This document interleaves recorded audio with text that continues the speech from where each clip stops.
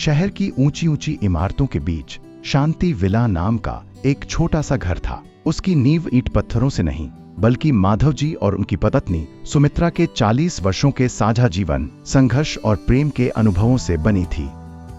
उनके लिए वह घर केवल रहने की जगह नहीं बल्कि उनका पूरा संसार था। बिखराव की आहट। माधव जी के 2 बेटे थे, अमित और सुमित। दोनों बड़े कॉरपोरेट दफ्तरों में काम करते थे और आधुनिक जीवन शैली के अभ्यस्त थे। एक रविवार की सुबह नाश्ते की मेज पर अमित ने अचानक कहा, बाबूजी, यह घर अब बहुत पुराना हो गया है, जगह भी कम है, क्यों न इसे बेचकर शहर के बाहर एक बड़ा पेंट हाउस ले लें। हम सब साथ रहेंगे और लाइफस्टाइल भी बदल जाएगी। सुमित ने भी समर्थन किया। हाँ पिताजी, इस पुराने घर की मरम्मत में हर साल लाखों खर्च हो जाते हैं, आजकल स्टेटस भी जरूरी है।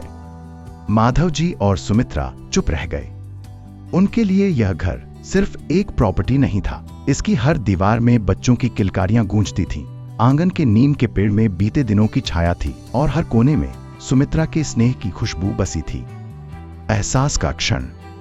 अगले दिन नया घर देखने जाने की तैयारी हुई। माधव जी भारी मन से तैयार हो रहे थे, तभी अचानक बारिश शुरू हो गई। रसोई से सुमित्रा की आवाज आई, अरे अमित, जल्दी से आंगन की तुलसी को ढक दो, ओले पड़ रहे हैं। अमित और सुमित बाहर दौड़े। बारिश की बूंदें, गीली मिट्टी की सौंधी खुशबू और आंगन का दृश्य, सब कुछ अचानक उन्हें उनके बचपन में ले गया। उन्हें याद आया कि कैसे वे यहीं कागज की नावें चलाते थे। अमित की नजर उस दीवार पर पड़ी जहां उसने बचपन में अपना नाम कुरेद कर लिखा था। सुमित को वह सीढ़ी याद आ गई जहां बैठकर बाबूजी ने उसे पहली बार साइकिल चलाना सिखाया था। एक नया सवेरा। शाम को सब साथ बैठे। अमित ने आगे बढ़कर पिता का हाथ थाम लिया। उसकी आंखों में अब पछतावे के साथ समझदारी थी। बाबूजी, आज समझ आया कि नया घर तो खरीदा जा सकता है, लेकिन संसार नहीं। यह घर हमारी पहचान है। माधव जी की आंखें नम हो गईं और चेहरे पर संतोष की मुस्कान फैल गई।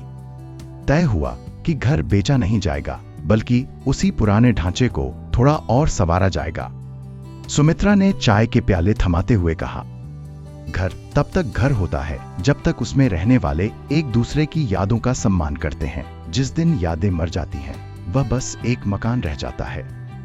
आज शांति विला की दीवारों पर नया रंग है, लेकिन उसकी रूह वही पुरानी है। माधव जी अब अपने पोते पोतियों को वही कहानियां सुनाते हैं जो कभी अमित और सुमित को सुनाया करते थे। सीख। घर केवल 4 दीवारों का नाम नहीं, वह उन रिश्तों और यादों का संसार है जो हमें हमारी जड़ों से जोड़े रखता है।